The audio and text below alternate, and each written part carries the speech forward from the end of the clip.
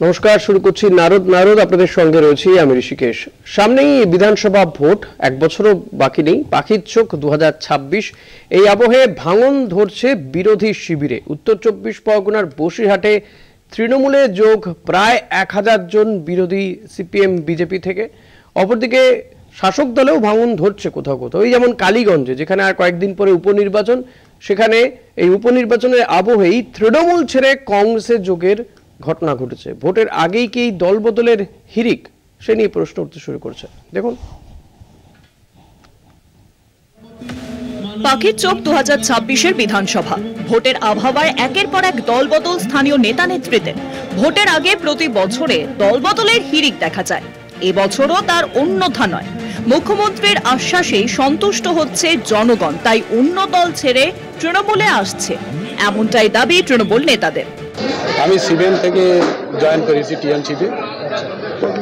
তার কারণ হচ্ছে আমাদের দিদি মমতা ব্যানার্জির যে উন্নয়ন বা মমতা ব্যানার্জির যে চিন্তাধারা, তাতে অন্য দল করার কোনো প্রশ্নই আসে না। অ্যাকচুয়ালি ভারতীয় জনতা পার্টি থেকে এখানে সিপিএম থেকে আমরা নেতৃত্ব স্থানীয় 10 জনকে মঞ্চে প্রতীক হিসেবে জয়েন করেছি, সাথে 1000 অধিক কর্মী সমর্থক আছে।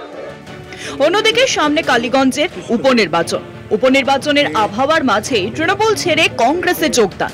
শাসক দলের সীমাহীন দুর্নীতির বিরুদ্ধে এমন প্রতিবাদে সিদ্ধান্ত জানালেন তারা। তৃণমূলের স্বজন পোষণ, তৃণমূলের দুর্নীতি, তৃণমূলের অত্যাচারে অতিষ্ঠ হয়ে আজকে মেরা 1 নম্বর পঞ্চায়েতের 19 নম্বর ওয়ার্ড 20-25টা ছেলে তারা আজকে কংগ্রেসে যোগদান করলো। আমি তাদেরকে কংগ্রেসের পতাকা হাতে তুলে দিয়ে তাদেরকে আমি বুকে আঁকড়ে নিলাম। বিজেপির তাপসী মণ্ডল ও জন পাল্লা, কংগ্রেসের শঙ্কর মালাকার সম্প্রতি আস্থা রেখেছেন মুখ্যমন্ত্রীর দলে। ভোট যত এগিয়ে আসবে, দলবদলুর সংখ্যাও তত বাড়বে। তাতে কোন দলের লাভ হবে তার নির্বাচনের ফলাফলই প্রমাণ করবে। নদিয়া থেকে রূপম রায় ও বসিরহাট থেকে সঞ্জিত চক্রবর্তীর রিপোর্ট, কলকাতা টিভি।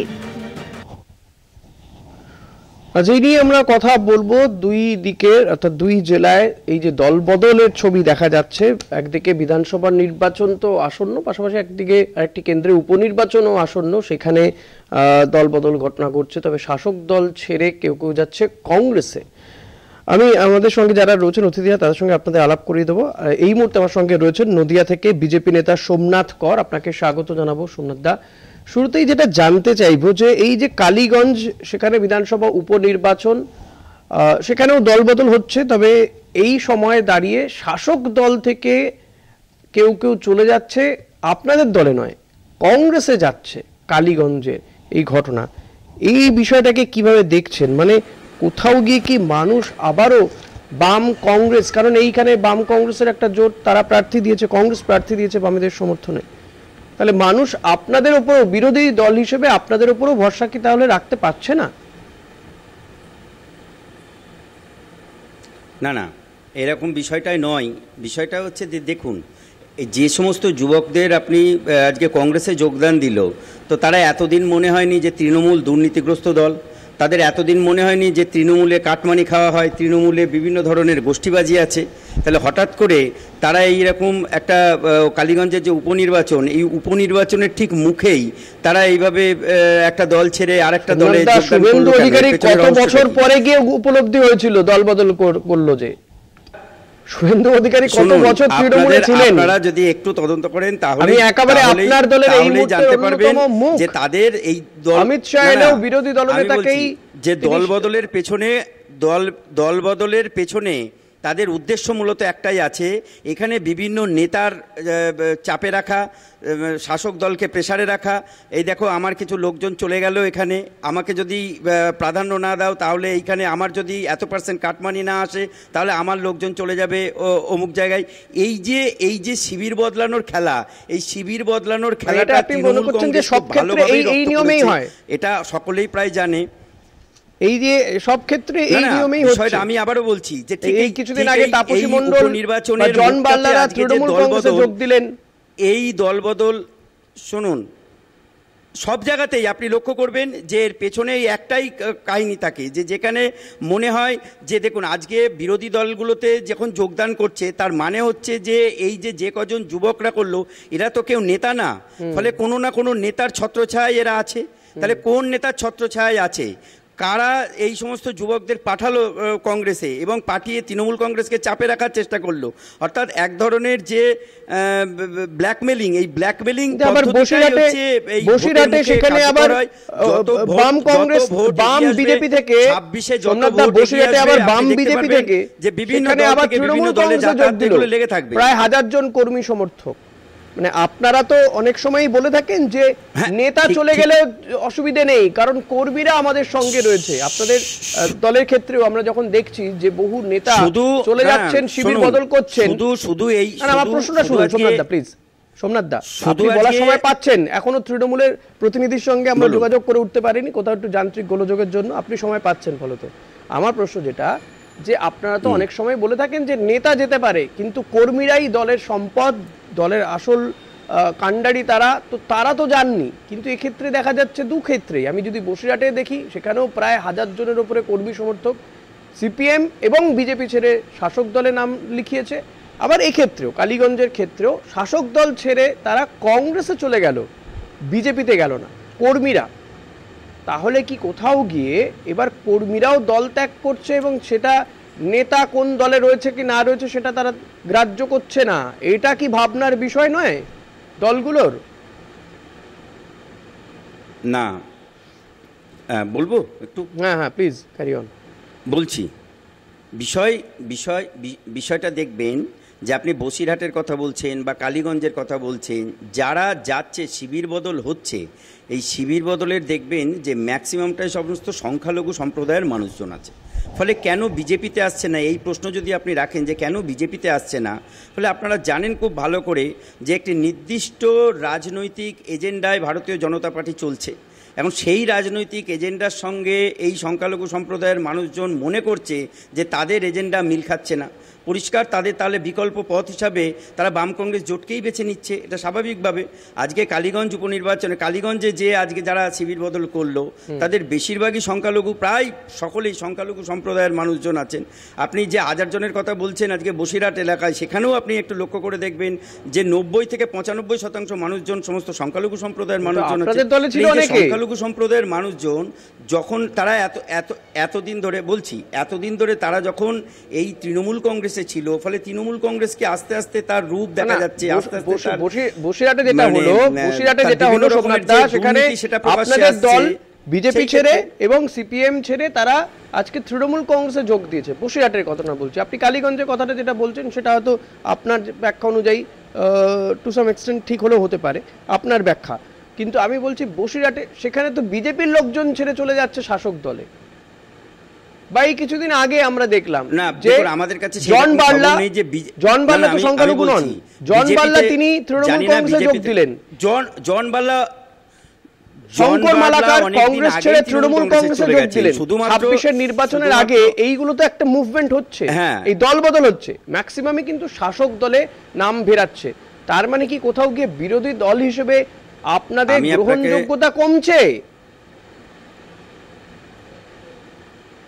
একদমই নয়, কারণ আপনি 2026-এর নির্বাচন যত এগিয়ে আসবে আপনি দেখতে থাকবেন যে তত বেশি পরিমাণে লোক এই আস্তে আস্তে তৃণমূল কংগ্রেসের দিক থেকে, অলরেডি আমাদের সঙ্গে বিভিন্ন লোকজন যোগাযোগ শুরু করে দিয়েছে। এই নির্বাচনের একটা আবহ যে মুহূর্তে তৈরি হবে সেই মুহূর্তেই দেখতে পাবেন যে আবহ তো তৈরি হয়ে গেছে। যে নরেন্দ্র মোদী তিনি প্রচার করে গেলেন, অমিত শাহ এলেন প্রচার করে গেলেন, আবহ তো তৈরি। 1 বছর আগে থেকে নির্বাচনী প্রচার তো শুরু। আর একটু আশা করা যাচ্ছে আর একটু সময় যত যাবে তত ধীরে ধীরে এই আবহ আরও বেশি ঘন তৈরি হবে, এবং যত ঘন তৈরি হবে তত এই ঘাসফুল শিবির ছেড়ে মানুষজন একে একে ভারতীয় জনতা পার্টির দিকেই ভিড়বে। আপনারা বিভিন্ন সময়ে তারা দলবদল করছে, বেশিরভাগ ক্ষেত্রে তারা আপনি যেটা বলছেন সেটা মিললে হয়তো আপনি খুশি হতে পারতেন, আপনার দল খুশি হতো, কিন্তু বাস্তবে সেটা হচ্ছে না। আমরা দেখছি বিজেপি ছেড়ে আমরা খুশি, বিজেপি ছেড়ে বা বাম কংগ্রেস ছেড়ে নেতারা অত্যন্ত কম সংখ্যক লোকজন, কম সংখ্যক। তাপসী মণ্ডল বিধায়ক আপনার দলের নেতা, আমাদের জানি না, তাও আবার শুভেন্দু অধিকারী এলাকার বিধায়ক। তাপসী মণ্ডল জেনে গেছিল যে তিনি টিকিট পাচ্ছেন না। তাপসী মণ্ডল এক বছর আগে জেনে গেছেন, মানে আপনাদের তার মানে প্রার্থী তালিকা প্রস্তুত, তাই তো? বিধায়ক, হ্যাঁ নিশ্চিতভাবে, শুনুন আমি আপনাকে বলি, নিশ্চিতভাবে তার কর্মকাণ্ডের ওপরে বেস করে আমাদের এবার টিকিট দেওয়া হবে। ফলে যে সমস্ত বিধায়করা তাদের বিধানসভা এলাকায় যথোপযুক্ত কাজ করেনি, যে সমস্ত বিধায়কের বিরুদ্ধে বেশিরভাগ কমপ্লেন রয়েছে, সেই সমস্ত বিধায়কদের এইবার আমাদের টিকিট দেওয়া হবে না বলে মোটামুটি আপনারা তো এমনিতেই বলেন যে শাসক দল আপনার দলের বিধায়ক সাংসদকে এ রাজ্যে কাজই করতে দেয় না, তাহলে তো ঠকবাজটা কাউন্টার হয়ে যাবে দাদা। মনে হয়েছে যে তিনি কোনো কাজ, তাহলে তো কোনো বিধায়কই টিকিট পাবেন না। এক্সিস্টিং যে বিধায়করা রয়েছেন, আপনারাই বলেন যে আপনাদের কথা, আমি আপনাদের কথাই আপনাদের বলছি, আপনাদের যে যুক্তি দেন তাতে আপনারা বলেন যে বেশিরভাগ বিধায়করা এ রাজ্যে কাজই করতে পারে না কারণ শাসক দল করতে দেয় না। আমি যদি সেটাকে সত্যি ধরে নিই, তাহলে আপনার দলের যে কজন বিধায়ক আছে, আমি জানি না আপনিও বলতে পারবেন কিনা সঠিকভাবে কতজন বিধায়ক এই মুহূর্তে রয়েছে, তারা তো কেউই কাজ করতে পারেনি। তার মানে তারা তো কেউই টিকিট পাবে না। আশঙ্কায় ভুগবেন তো আপনার এই কথা শুনে যে বিধায়করা রয়েছেন এখন। আপনি যে যুক্তি দিচ্ছেন সেই যুক্তি আমি যুক্তি দিচ্ছি না দাদা, এটা আপনাদের বলা কথা। আপনি আমার এই অনুষ্ঠানে বহুবার এসেছেন সোমনাথ দা, আমি আপনাকে আমার এই অনুষ্ঠানে বহুবার আমরা স্বাগত জানিয়েছি। আপনারাই যুক্তি দিয়েছেন, আপনাদের যুক্তি আপনাদেরকে বলছি। আপনি যে যুক্তি দিচ্ছেন সেই যুক্তি কিয়দাংশে সত্য, একথা ঠিক। যে আমি এখনো আমার যুক্তি অ্যাপ্লাই করি, আপনাদের দেওয়া যুক্তিকেই বলছি যে আপনাদের এই যুক্তি কোথাও গিয়ে আপনাদেরকেই এই যুক্তি ধ্বংসাচ্ছে। সেটা আমাকে একটু বলতে দিন, একটু বলতে দিন, আমাকে সামান্য একটু বলতে দিন যে এটা সত্য যে বিরোধী দলের বিধায়করা যে পরিমাণে কাজ পাওয়ার কথা ছিল, আজকে হয়তো তারা সেই পরিমাণে কাজ তারা পাচ্ছে না, এটা ঠিক কথা। কিন্তু যেটুকু না পেলে নয়, যেটুকু পাচ্ছে আমাদের এই ভারতীয় জনতা পার্টির বিধায়করা, আমি বিশেষ করে বলবো, আপনি নদিয়া দক্ষিণ সাংগঠনিক জেলার কথা বলছি, নদিয়া দক্ষিণ সাংগঠনিক জেলায় যে কজন বিধায়ক আছে আপনি একটু খবর নিয়ে দেখুন যে তারা বিধানসভা তাদের বিধায়ক কোটার থেকে কি পরিমাণে তারা কাজ করেছেন। এমন বহু তৃণমূল কংগ্রেসের বিধায়ক আছেন যে তারা আমাদের এই ভারতীয় জনতা পার্টির বিধায়কদের ধারে কাছে আসতে পারেননি। ফলে সেই নিরিখে আমি দাঁড়িয়ে বলছি, তাপসী দেবীর কথা, যার কথা আপনি বললেন, তার খবর নিয়ে দেখুন যে তার বিধানসভা এলাকায় তার রেপুটেশনটা কোন জায়গায় পৌঁছেছে, সাধারণ মানুষের ন্যূনতম চাহিদাটুকু তিনি পূরণ করতে পেরেছিলেন কিনা, বিভিন্ন রকমভাবে দলীয় কোন্দল তিনি সৃষ্টি করছিলেন, বিভিন্ন ধরনের একটা তার নামে নেগেটিভ ন্যারেটিভ তৈরি হচ্ছিল। এই রকম জায়গাতে তার মনে হয়েছে কোথাও গিয়ে যে ভারতীয় জনতা পার্টি সঙ্গে তিনি মানিয়ে নিতে পারছেন না, তাই তিনি চলে গেছেন। ফলে এইরকম নেতা কিছু চলে যেতেই পারেন, তাদের যাতায়াতে কিছু যায় আসে না। আবার আসবো আপনার কাছে, একটা ছোট্ট বিরতি নিই, একটা ছোট্ট বিরতি নিই, বিরতির পরে আবারও ফিরে আসছি এই আলোচনায়, সঙ্গে থাকবেন।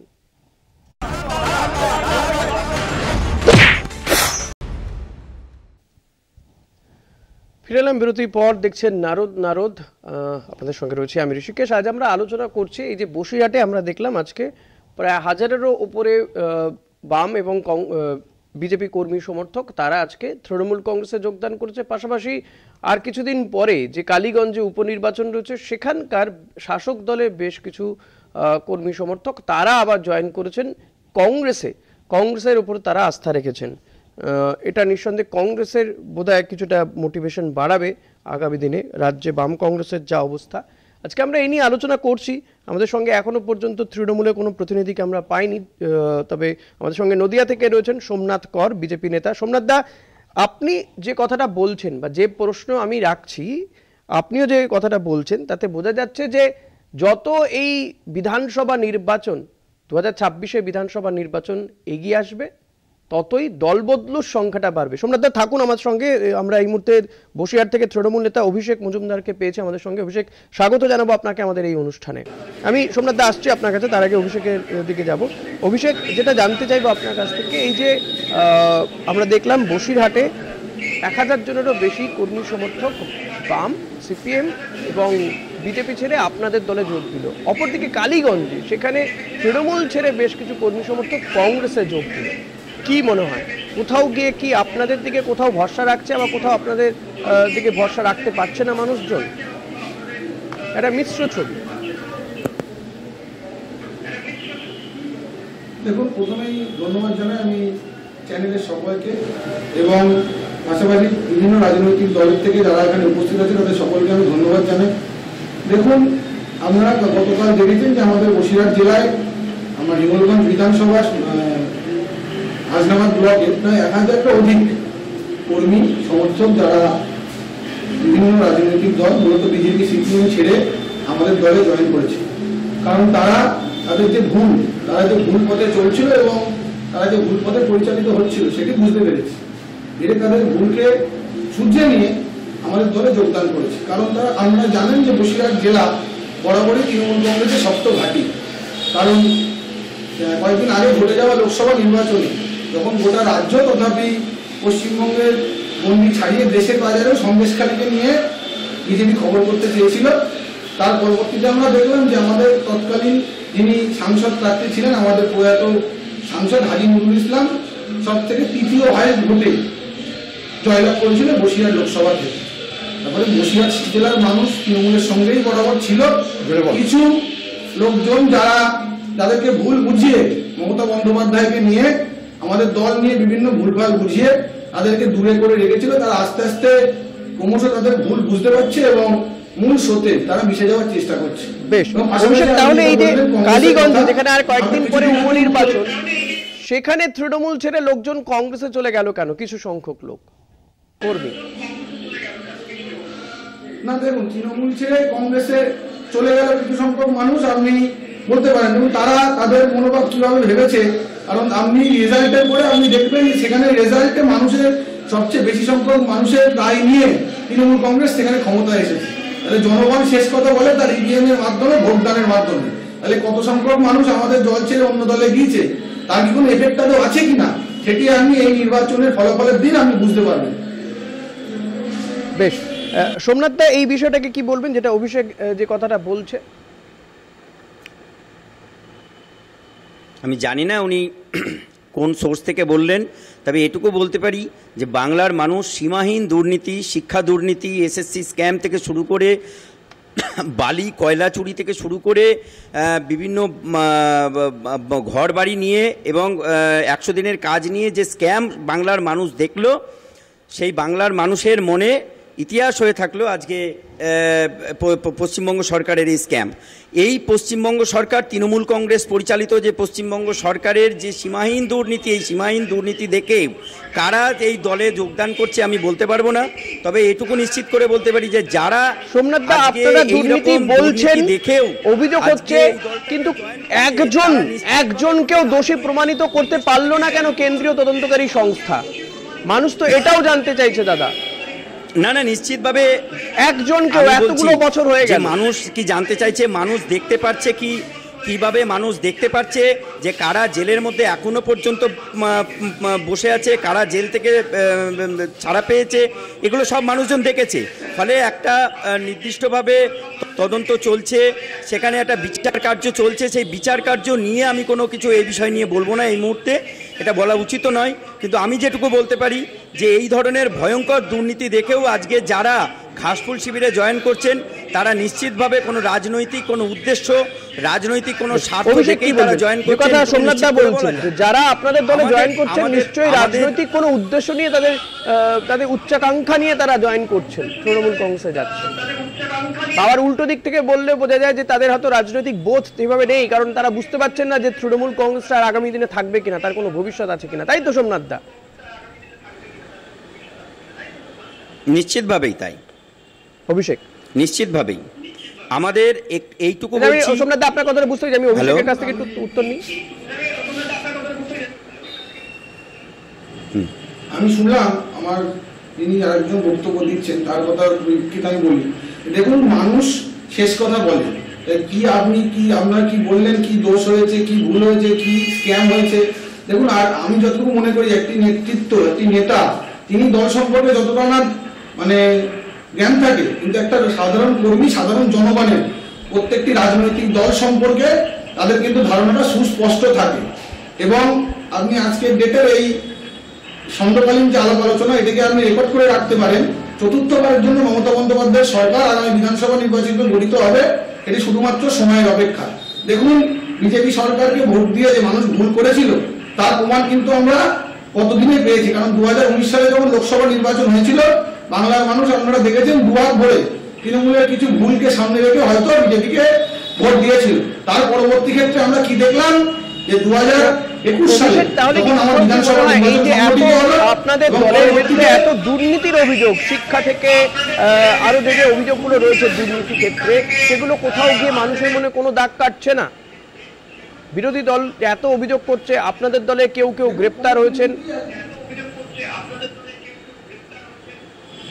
দেখুন, সাবজুডিস যেগুলো কেসগুলো আছে সে নিয়ে আমি কোনো মন্তব্য করতে পারবো না, কিন্তু আপনারা দেখেছেন যে কোনো দুর্নীতি, আপনি নিজেই বললেন যে কোনো দুর্নীতি কিন্তু বিজেপি সরকার তাদের পোষ্য সিবিআই ইডি দিয়ে প্রমাণ করতে পারেনি।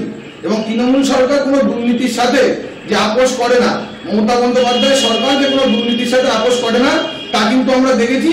কিছুদিন আগে আমাদের ক্যাবিনেটের মিনিস্ট্রিরা যারা মিনিস্টার ছিল তাদের ইচ্ছা করে গ্রেপ্তার করলো বিজেপি। মমতা বন্দ্যোপাধ্যায় কিন্তু তাদের বিরুদ্ধে ব্যবস্থা নিয়েছেন এবং তিনি তার দলকে স্বচ্ছ ভাবমূর্তি দিয়ে চালায়, তার প্রমাণ তিনি বারবার দিয়েছেন।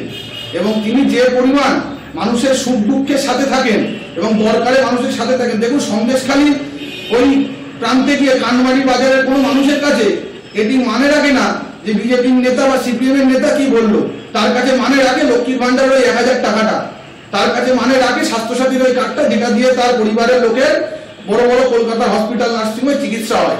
তাই মানুষ বিরোধিতা করবে, ওটা নিয়ে আমাদের কোনো যায় আসে না। মানুষ কংগ্রেস এবারও এই নির্বাচনে এই যে যেটা তারা উপভোক্তাদের কাছে পৌঁছে দিচ্ছে, এই লক্ষ্মী ভান্ডার, স্বাস্থ্যসাথী, রূপশ্রী, এইগুলোর ওপরেই তারা ভরসা রাখছে, কন্যাশ্রী, এগুলোর ওপরেই তারা ভরসা রাখছে। এগুলোর পাল্টা হিসেবে আপনাদের কি থাকবে? দেখুন, দিবাস্বপ্ন যারা দেখছেন, তৃণমূল কংগ্রেসের নেতা নেত্রীরা আছেন, তারা দেখতেই পারেন, সেই সব নিয়ে আমাদের কিছু যায় আসে না। বিষয় হচ্ছে যে লক্ষ্মী ভাণ্ডারের কথা বলছেন, যে সমস্ত ভাতার কথা বলছেন, একটা সমাজ সুস্থভাবে চলতে গেলে, একটা দেশ, একটা রাষ্ট্র সুস্থভাবে চলতে গেলে ভাতার ওপরে কখনো চলে না, চলে নির্দিষ্ট পরিমাণে শিক্ষা ব্যবস্থার ওপরে, চলে নির্দিষ্ট পরিমাণে শিল্পের ওপরে, চলে নির্দিষ্ট পরিমাণে সরকারি চাকরির ওপরে ডিপেন্ড করে, তবেই বলা যায়। অর্থাৎ আমি 2 টাকা দিয়ে চাল কিনে খাবো না, বরং আমি এমন কাজ করব যে 50 টাকা দিয়ে আমি চাল কিনে খাবো, এটাকেই বলে উন্নয়ন। এই উন্নয়নে যারা সামিল হতে চান তারা নিশ্চিতভাবেই আগামী দিনে ভারতীয় জনতা পার্টিকে ক্ষমতায় আনবেন। কেন্দ্রীয় সরকারের যে বিভিন্ন প্রকল্পের সুবিধা তারা নিচ্ছেন, সেই কেন্দ্রীয় সরকারের প্রকল্পকে সামনে রেখেই তারা পশ্চিমবঙ্গে এবার বিজেপি সরকারকে ক্ষমতায় আনবেন, এটুকু নিশ্চিত করে বলতে পারি। তৃণমূল কংগ্রেসের কে কোথা থেকে কি বললো তাই যায় আসে না। তৃণমূল কংগ্রেসের সীমাহীন দুর্নীতি সাধারণ বাংলার মানুষ দেখেছেন। ট্রেনে, তামে, বাসে, ঘাটে যেখানেই আপনি দেখতে পারবেন, সেখানেই 10 জন মানুষ থাকলে 8 থেকে 9 জন মানুষ তৃণমূল কংগ্রেসের বিরুদ্ধে বলছেন। বিভিন্ন সমবায় নির্বাচনগুলো দেখছেন, সেই সমস্ত সমবায় নির্বাচনে ভারতীয় জনতা পার্টি বিপুল সংখ্যক আসন নিয়ে জিতছে। এইগুলোই আস্তে আস্তে দিশা দেখাচ্ছে যে 26 সালে ভারতীয় জনতা পার্টি ক্ষমতায় আসছে, এটুকু নিশ্চিত করে আমি বলতে পারি।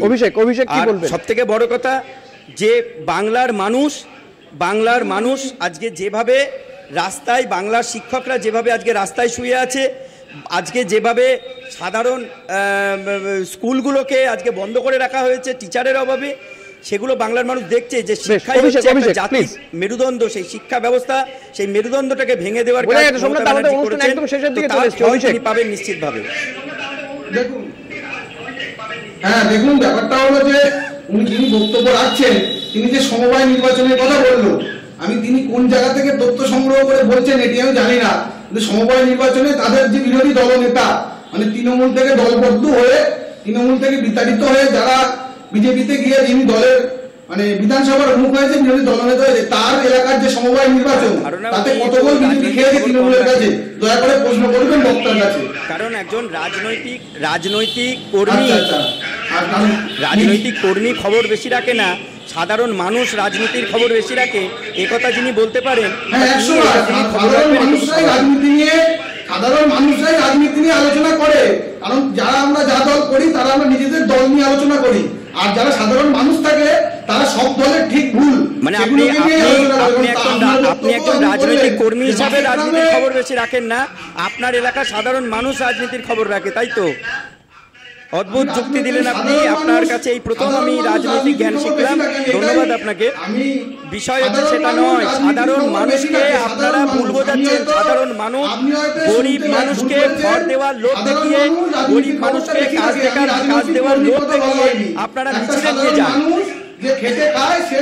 শুনুন, আমি আপনাকে বলছি, যে সমস্ত সাধারণ মানুষের কথা বলছেন, সেই সাধারণ মানুষকে একটা ঘর দেবো বলে, একটা কাজ দেবো বলে আনন্দ আপনারা দেবেন না কোনোদিন, কিন্তু মানুষগুলোকে এইভাবে বোকা বানিয়ে আপনারা আপনাদের রাজনৈতিক স্বার্থ চরিতার্থ করেন। ধর্মের দোহাই দেখিয়ে, ধর্মের জিগির তুলে আপনারা তৃণমূল কংগ্রেসরা সাধারণ মানুষকে আপনাদের পক্ষে ভোট বাক্স হিসাবে ব্যবহার করছেন। মানুষকে ভোট বাক্স হিসাবে ব্যবহার করা আপনারা বন্ধ করুন, তা না হলে মানুষের সমস্ত জবাব দিতে চলেছে আগামী 26-এর নির্বাচনে, আপনারা দেখতে পারবেন।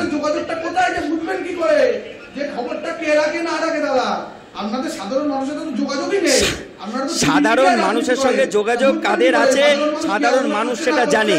আপনি গিয়ে বিকাশ ভবনের সামনে, আপনাদের সাধারণ মানুষগুলোকে একটু দেখে আসুন। আপনি গিয়ে ওয়াই চ্যানেলের সাধারণ মানুষগুলোকে দেখে আসুন যে আপনার মুখ্যমন্ত্রী কিভাবে চুরি করেছে। আপনার মুখ্যমন্ত্রী, আপনার শিক্ষামন্ত্রী এখনো জেলে আছে। বড় বড় কথা বলার আগে সেন্ট্রাল জেলে গিয়ে দেখে আসবেন যে আপনাদের কতগুলো নেতামন্ত্রী জেলে পড়ছে। আপনাদের বালুদার খবর কি? আপনি যেখানে বলছেন আপনাদের শেখ শাহজাহানের খবর কি?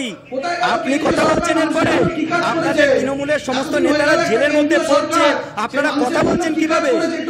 এখনো কথা বলা আপনাদের সাজে? এইভাবে সাধারণ মানুষগুলো কি অবস্থায় আছে সেগুলো ওয়াই চ্যানেলে, মেট্রো চ্যানেলে গিয়ে বিকাশ ভবনের সামনে গিয়ে দেখে আসুন। সাধারণ মানুষের আওয়াজ শুনতে পারবেন। সাধারণ মানুষের কাছে থাকেন আপনারা।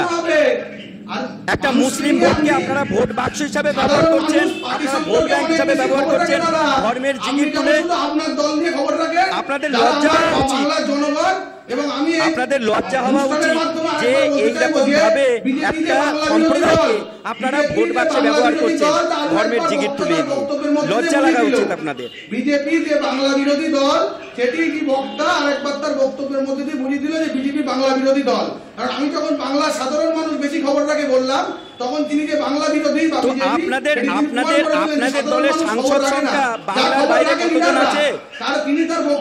অভিষেক বাবু আপনাদের দলে বেশ, অভিষেক এবং সোমনাথ দা, আজকে আর সময় নেই, আমাদের অনুষ্ঠান এখানে শেষ। আপনাদের দুজনকে ধন্যবাদ জানাবো। নারদ আজ এখানে শেষ করছি। দেখতে থাকুন কলকাতা টিভি রাত দিন 7 দিন।